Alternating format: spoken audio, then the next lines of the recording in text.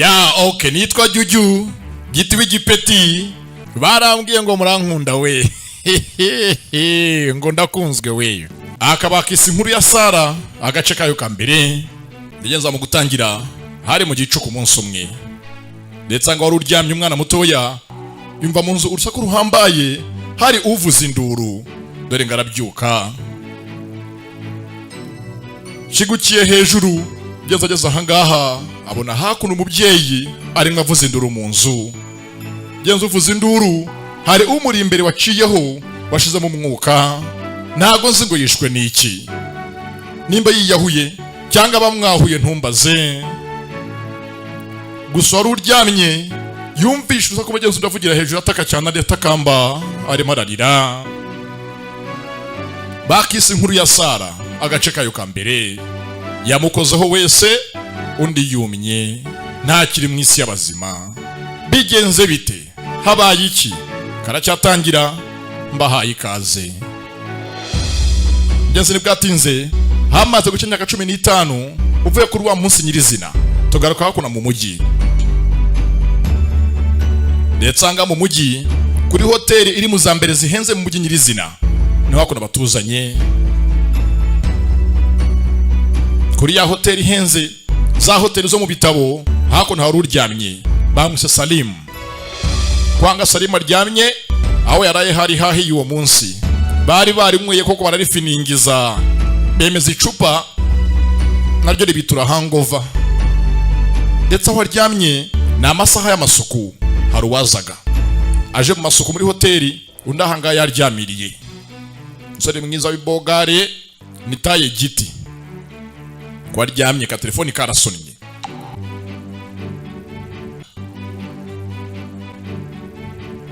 Kwa aryamye ahangaha kanguke bakora amasuku, ndetse uje mu masuku ngo ni Sara nyirizina. Bakisi inkuru ya Sara byagenze bite? Baravuga kuki? Ntucikwe. Ryamye ahangaha hose hasa nabi, hose huzuye inzoga, ni Salim.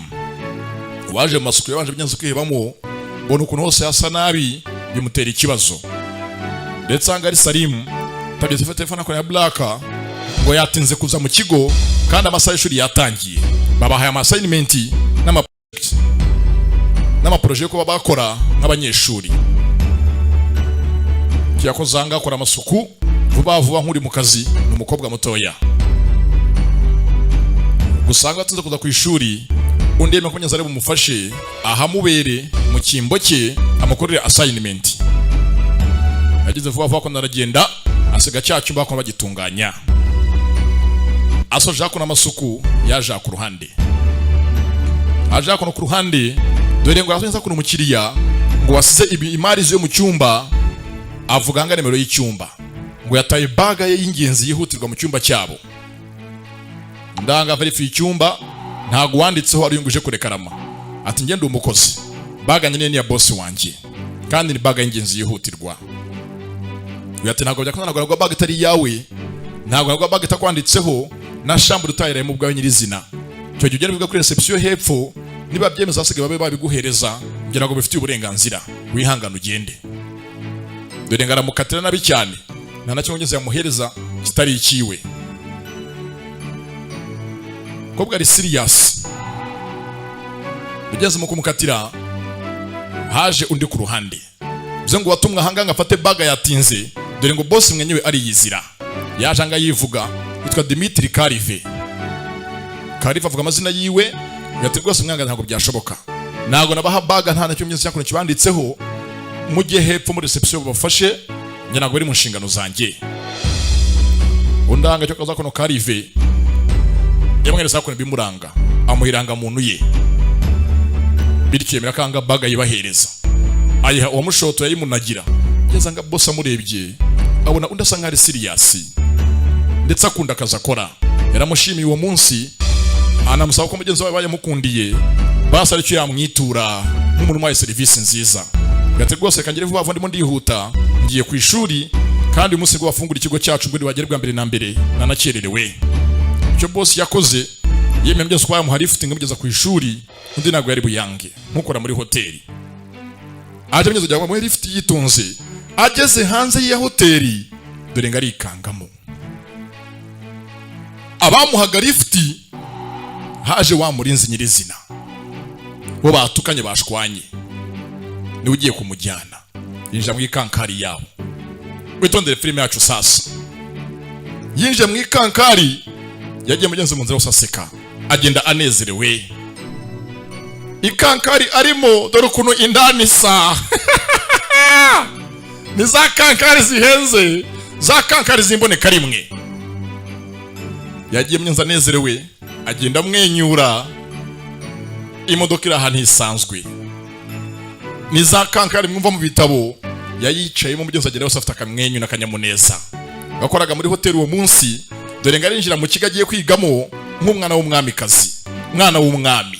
Yagiye muri limousine, muri ya miduga y'imboneka rimwe, za kankari zitunga mugenzi umukire zigasiba undi. Nuko yinjiye mu kigo, dore ngo abanyeshuri bose baramurangarira, dore ngo abanyeshuri bose baratangara, dore ngo ikigo cyose kiramuhanga amaso.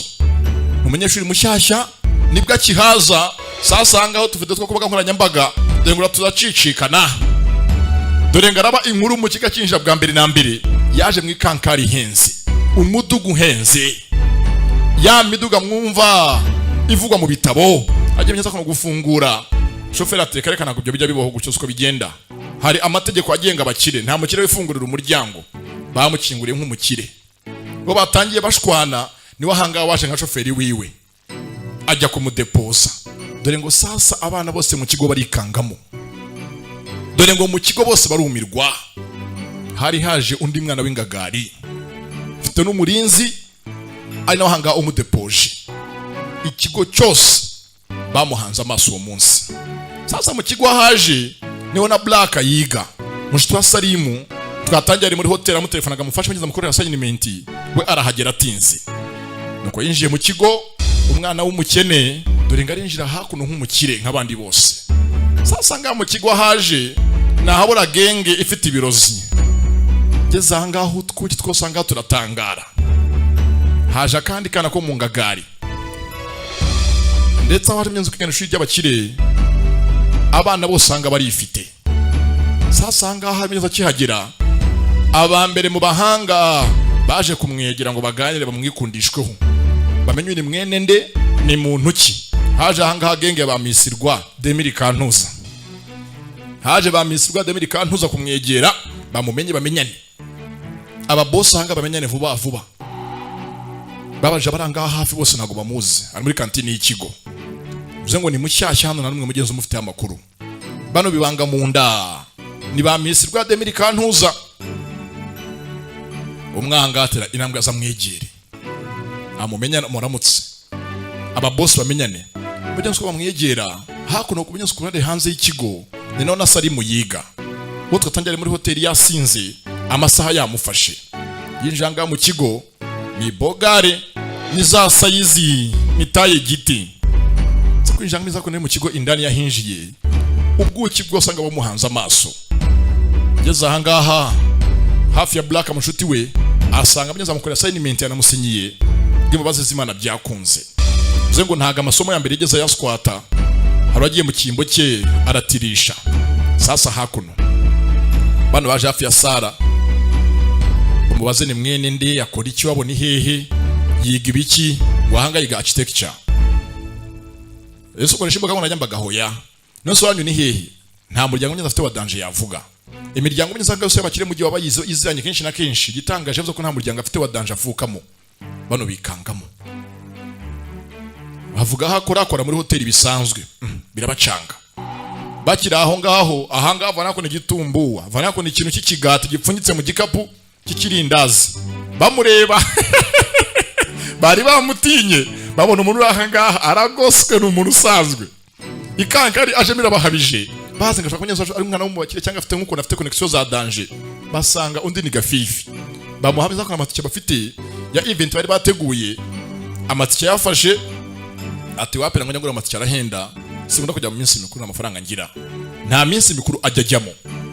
Dore ngo barumirwa, bo bari bazi nk'umukire, basanze nta minsi mikuru yajyajyamo, nta butembere ajya akora, nta muryango avuka mu wa danger.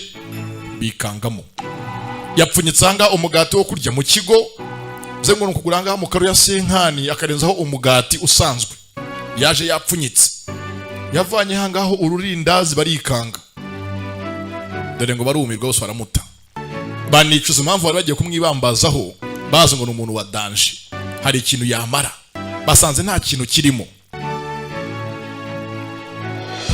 arya hakuno ikigati cye yipfunyikiye bari bazi ngo n'umwana wo mu ngagari basanga gahunda iraha ngaha nta kintu yifitiye genze nibwatinze bano baje muri class ni Blaka na Salimu na Kamisi rwa Demiri Kantuza bagenze uko baza hano harakuki gahunda Salimu kabunyanga kamureba kabona hanga Kamisi rwa amwibambazaho amwikundishwaho binjiye class Salimu ntavuga byinshi ntago yiteza ibyuki gusa hano afite akaba kamwibambaje bakatajya gapfa kumurekura nze nibwatinze bavuye mu ishuri baza hanze ya class kugera hanze anga Blaka amunyaza mu hagati ati rwose Minisitiri rwaba yagufashe kuko kanze kurekura aba yakwihomye amasaha yose ibi biramubangamira Sanyuma akagiye gutaha bonya kuno kwikankariye bamuteye hakuno imitoma amagambo y'urukundo byo ntakajya bikozwe ntakabifitiye umwanya numbaze ngo yikundira iki gusa ngaha twabonye akunda icupa uko yakerekeye ava mu kigo abamuteye imitoma naga bitayeho mugenzi wari bamuteye imitoma wari wabyanditse ni kakuki kamukunda kari kacunye basaho ngaho hafi kari kwase yanabisoma habe no kubisoma yagiye amagambo kamwandikiye atayasomye ni Salimu ndetse nibwatinze hakuno ku ruhande Salimu afite umuryango avukamo ndetse umuryango umukunda tanga mushikiwe batajya bakunda guhuza urukwaje kenshi babonanye biba ari ugutongana ngo ntakunda kwiga ntakunda akazi k'umuryango we yizeye ko imitungo y'umuryango we ihagije we yizeye ko ngo se yamuvunikiye sasanga baraserereye amaze iminsi mu businzi ntajya hakanyamyanza amashuri ngo agende yige basa yarangize buri munsi ahora ari muri minus yatsinzwe nuko bigeze yose hafi abagenda arakaye abasiga aho ngaho arigenderane Salimu uko yakagiye basiga kuno baganira ngo bafite indirandevu ya muganga ndetse ngo bongere bagerageze wenda kuri inshuro ya gatatu byakunda ko mugenzi babona agasubizo keza ntago nzi ngo barwaye iki ni mushiki wa Salimu n'umugabo we nawa ku ruhande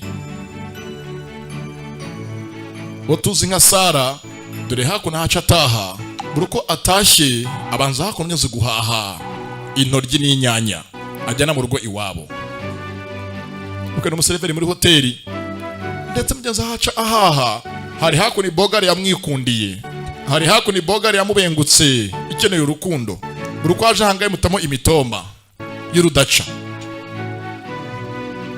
kwa angameza kwa muteye imitoma atamahanga amajambo meza undahanga bimutera isoni akenshi afata n'abasezeye hari bogari yamwihomyeho hari akana gace mu bajye mu rukundo bakundane sasanga muze yaramuhanura mwana wanjye bwose ibyo bintu biveho bwose ibyo bintu bireke ntago bizakunda ntago bishoboka nta mucyo n'ukunda umukire atarecyanaga mwana wanjye atarecyana ntabwo ntaramukanya mwana wanjye shaka amafaranga ntabwo mwana nkuri umeze kuri yakanukanya wiga university ufite hagana hagaragara yakuteza umuntu nkaho ukora hangaha mu iduka ry'inyanya n'intoryi ntabwo kuteza umuzunguzayi nkawe ntiyakwiteza byihorere yate rwose nakomeza ngerageze hari umunsi nzahirwa ni muzeye n'umuhungu we ngo yikundiye Sara ngeze kuno mu rugo yatashye muhira mugenzi hangaha hatuye afite nyina w'umusinzi ora arwaye igihe cyose yihata inzoga gusa ntateka ntarya ahora mu mayoga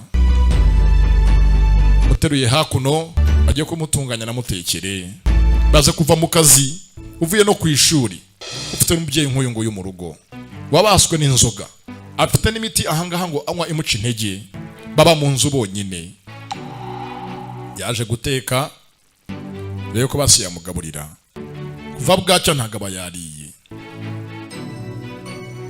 cara hakuno ndateke yanisindiye ko icangaha tangira kuno kumucyurira ngo ntago yarazwe mu gihe umwana yabyaye yakora muri hoteli nk'umuseriveri yakora nk'umutetsi muri hoteli ntago abyiyumvisha mugenzi anga aramuvunisha wakabenyeza amuha intege nk'umwana amutera imbaraga, niwe ubwe umuca intege anamusubiza inyuma. Nta kabatagize akora muri rutera ashaka ubuzima ngatunge nyina mugeze nawe ubwe yitunge nk'umwana agende aniga atera imbere, ariko mama ubwe ahangaha niwe umuhoza ku nyuro. Maze guteka yagiye kuryama, akinjira mu cyumba mama vayo. Mama akunda inzoga kubi, ni umuzigo uvuna umwana. Ahangaha inzoga arazijyahuza umunsi ku munsi. Mugenzi ni bwatinze ko Sara yakaryamye yatangiye kuno kurota, abona wa muntu apfiriye muri sink film itangira. Yongeye kumubona ahangaha bahuza amaso, amureba amufasha n'akaboko ashigukira hejuru. Yarotaga. Ese byagenze bite? Habaye iki? Uriya muntu yishwe n'iki? Ni ikibazo.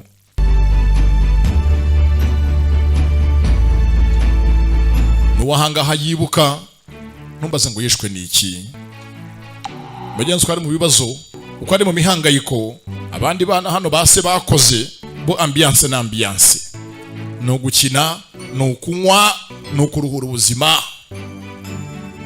Iminsi mikuru yabo yo n'urudaca. Ndetse kuno Sara n'umwana mwiza ukunda abantu n'ibyaremwe byose. Yanga hagiye mnyeze kujya kushuri cyangwa agiye kujya mu kazi, afite ahangaha imbwa zakaretse mnyeze ko abanza gutamo, abanza guhesha umugisha. Semyeze tuvuye hakurya tugaruka hakuno, hari uwazaga n'ingagari afite umufungo yakoreye, yaparitse ako ni kankari kunzi henze, pita abarinzi n'abakozi buzuye urugo. Hari uwahageraga. Sasa uyu ninde? Niyo mpamvu ndaha nk'umusobanuzi, nawe uraho nk'umusobanurirwa, mvugira ngo agasobanuriye kubahwe. Sasa ku ruhande yagarutse kuno mu kazi, iyi nkuru itangaje ahangaha ngo nuko ejo yagiye mugeze kushuri muri limuzini, bamwaza kumugeza limuzini byagenze ku ishuri. Ati nahageze abanyeshuri bose bampanga amaso, ninjiye mu kigo ndi umubose mu babose, ninjiye mu ishuri abantu bose bamanze amaso nk'umukire, bose bandangariye. Zengeje ageze ibihe byiza mwikankari itariye, bizabatangaza undi munsi naza umugenzi aje n'amaguru cyangwa aje ku kamoto yinjira mu kigo. Sasa kuno ku ruhande tuzi nka Blaka, we ni nkubaganye igihe cyose ababereye munyeze mu kavuyo. Ushanga telefone ya mugenzi we ya Salim ajya kuri live, telefone isiye, account isiye, ajya live ku telefone y'abandi. Naje afitanga mugenzi abwira abamukurikiye bose ari codinga mugenzi undi aryamye. Kwa sinzi yagona kira muri codinga arakiyama, telefone ayishyira hasi.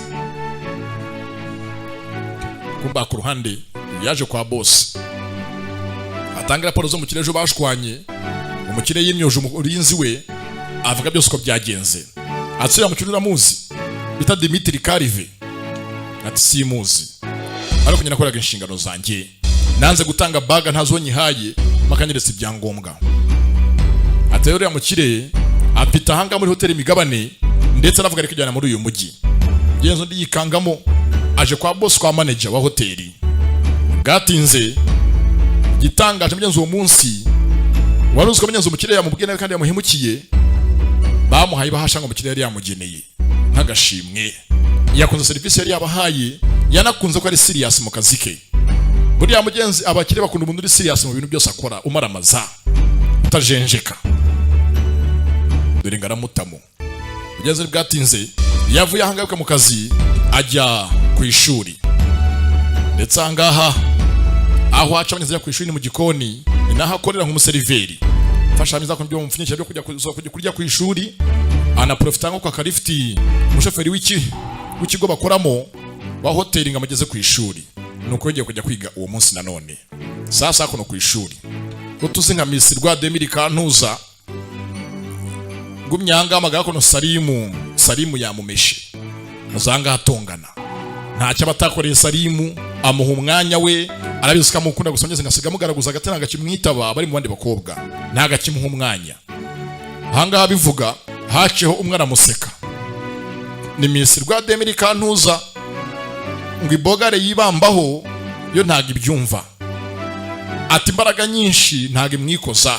Takira aho ngaho hano haciha kandi kuki katuravunikira ubusa, uyikwiyoma ku bantu bakomeza umunsi ku munsi, uyikwibambaza bizafata ubusa. Yesu yakabivuze ndi yikanzemo, nazi nguriya muhoye iki, ese abivugiye iki? Mugenzi tugayiniye ahangaha bindi naho ubutaha nimuza cukurikira iyi ngiyi bakisi inkuru ya Sara kari agace ka mbere. Ndabakunda cyane, ndabasomaguye ahantu hose. Bye.